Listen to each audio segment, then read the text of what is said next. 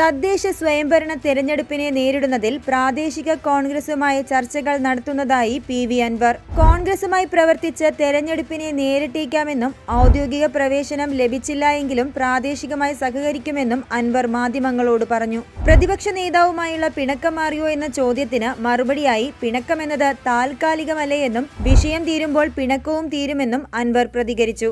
അതേസമയം ആഗോള അയ്യപ്പ സംഗമം സംഘടിപ്പിച്ചതിൽ സർക്കാരിനെതിരെ അൻവർ വാർത്താസമ്മേളനത്തിൽ രൂക്ഷ വിമർശനമുയർത്തി.